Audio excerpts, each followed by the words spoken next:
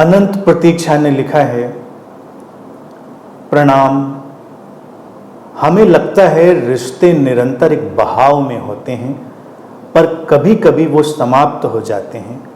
क्या रिश्ते सच में खत्म होते हैं या फिर वो केवल सतह पर समाप्त प्रतीत होते हैं, पर वास्तव में हमारे साथ हमेशा चलते हैं? कृपया कुछ कहें। चूंकि हम बहाव में हैं, तो हमारे जीवन में घटने वाली हर घटना एक बहाव में ही होगी। रिश्ते, हमारे संबंध भी उसका हिस्सा है, उनको भी बहाव में होना ही है। जो कुछ बहाव में होता है, प्रवाह में होता है, हमारे इस जीवन की जो धारा है उसके साथ होता है, उसकी अपनी एक अलग रिद्म होती है, एक लयबद्धता होती है जो जीवन से जुड़ती है और जीवन को समृद्ध करती है। प्रश्न में जो बात है वो है कि रिश्ते बहाव में हैं, चल रहे हैं, बह रहे हैं, और कभी वो अचानक समाप्त हो जाते हैं। तो पूछा, क्या वो सच में समाप्त होते हैं या समाप्त सतह पर प्रतीत होते हैं और किसी गहरे तल पर हमारे साथ चलते रहते हैं?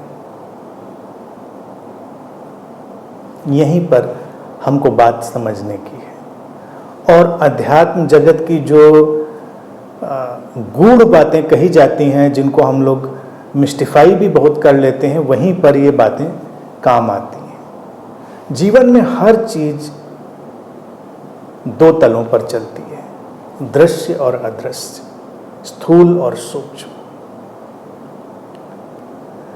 अगर ऐसे देखा जाए, इस क्षण हम यहां बैठे हुए हैं, तो क्या हम धरती की हर चीज से, हर प्राणी से, चांद तारों से क्या संबंधित नहीं हैं?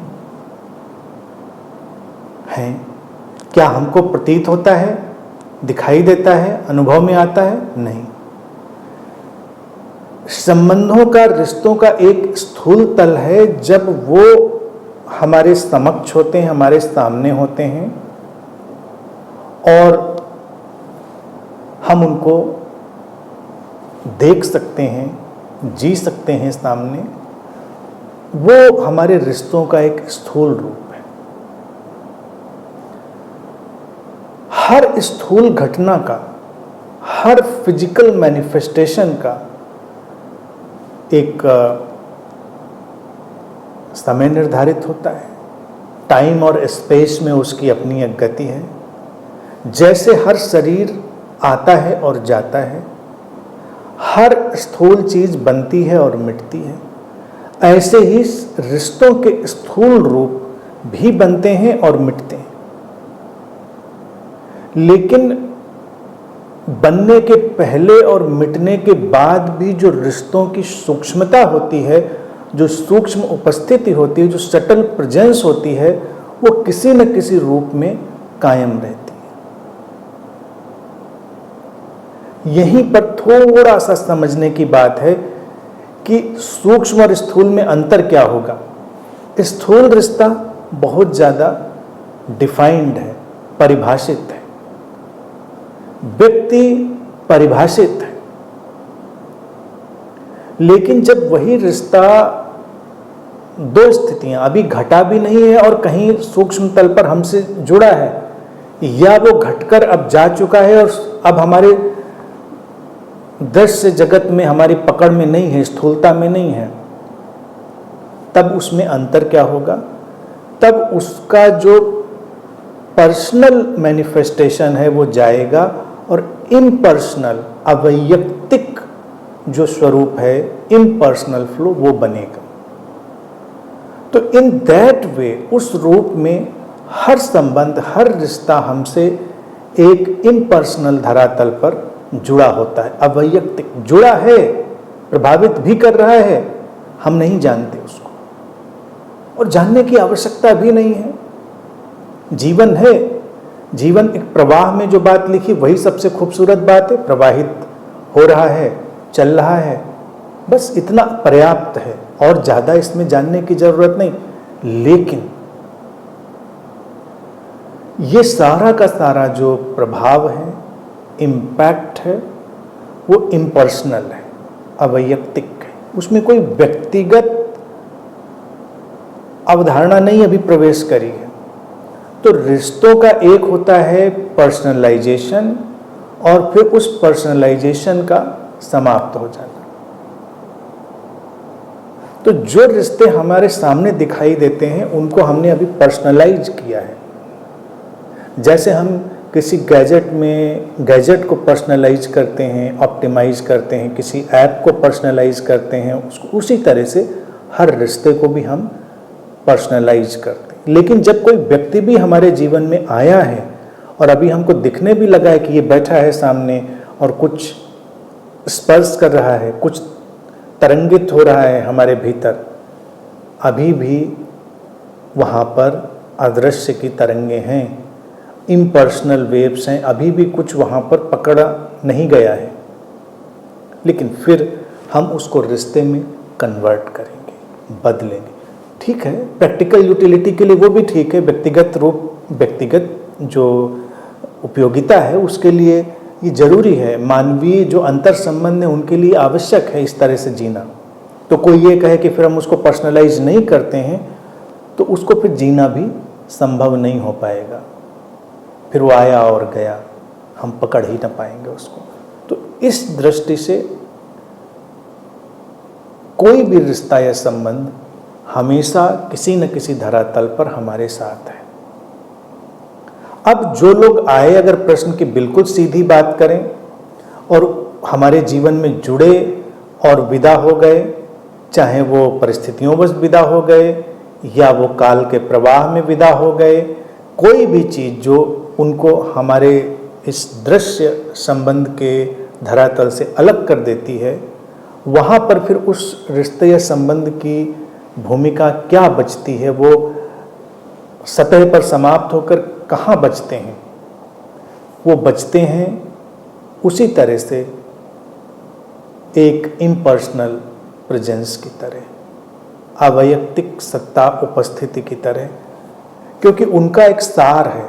वो सार किसी भी शरीर मन के माध्यम से प्रकट हुआ था, अब वो सार जा चुका है। यानी कि व्यक्ति गया तो उसके साथ हमको लगा कि वो सार भी गया, लेकिन वो गया नहीं है। इसीलिए एक बड़ी रोचक सी बात होती है जिसको अक्सर लोग समझ नहीं पाते कि हमारे जीवन में अक्सर एक ही जैसे मिलते जुलते लोग आते रहते, नहीं लगता? मित्रताओं में ये चीज खास तौर से नजर आएगी, प्रेम संबंध हो लोगों के उसमें नजर आएगी।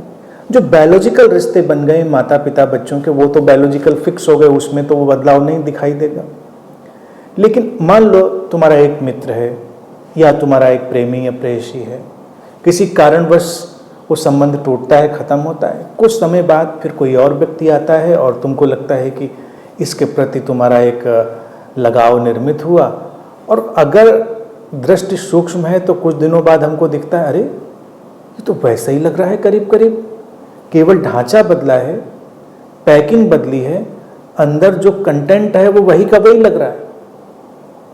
और अगर हम उस प्रक्रिया में, यानी कि जो प्रवाह की बात लिखी, उस प्रवाह में हम न बदले, प्रवाह तो हमको भी पूरी तरह बदल सकता है, तो उस सार की और सूक्ष्म परतें खुलकर हमारे सामने आ जाएंगी। कई लोग इतने सचेतन नहीं जी पाते हैं तो बदलते बिल्कुल नहीं, तो उनके जीवन में करीब करीब पुनरावृत्ति होने लगती है। एक ही जैसा प्रेमी, एक ही जैसी प्रेयसी, एक ही जैसे दोस्त, घूम फिर कर एक ही जैसे धोखे, एक ही जैसे अच्छाइयाँ लड़ाइयाँ, सब एक ही जैसी। विवाह में ये अक्सर होता है, लोग परेशान हुए डाइवोर्स ले लेंगे, फिर वो दूसरी शादी करेंगे। इस पर कई रोचक पुस्तकें हैं, 2-4 मैंने उनको भी पढ़ा, ऑटोबायोग्राफीज हैं कुछ लोगों की।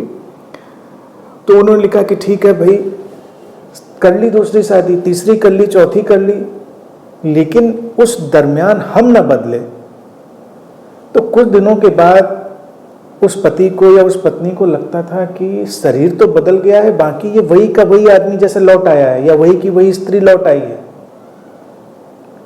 क्योंकि वो एसेंस, वो इम्पर्सनल जो प्रेजेंस थी, वो तो हमसे अभी जुड़ी हुई थी ना। तो उस इम्पर्सनल प्रेजेंस में कोई भी मैनिफेस्टेशन घट जाएगा, जो कोई भी शरीर मन उसका माध्यम बन जाएगा। तो ऐसे चलता रहता है। अगर हम रूपांतरित हो जाएं बीच में, तभी वो इम्पर्सनल प्रेजेंस, उस अवैयक्तिक उपस्थिति की कुछ और परतें खुलेंगी, क्योंकि यहाँ पर अनंत परतें हैं। जीवन कभी भी उतना ही नहीं है। जीवन में अनंत अनंत परतें। जैसे एक कोयला मेरे संपर्क में आ गया, क्या वो केवल कोयला ही है? क्या वो हमेशा कोयला ही रहेगा? ये भी तो संभव है। परिस्थितियां बदलें, वो कोयला एक दिन हीरे में बदल जाए। कोयले से हीरे की यात्रा होती तो है ना, हो सकती है। तो संबंधों में भी जो हमको दिखाई देता है केवल उतना ही नहीं होता, उसमें कोयले से लेकर हीरे तक की तमाम संभावनाएं छुपी होती हैं। लेकिन कोयले से हीरे तक हम पहुँचें या हीरे से कोयले तक पहुँचें, तो बीच के सारे बदलाव, वो प्रवाह हमारे भीतर घट रहे होंगे। जिस तल के बदलाव और प्रवाह में हम होंगे, उस तल का मैनिफेस्टेशन हमारे सामने आ जाएगा। ऐसे चलता रहता है।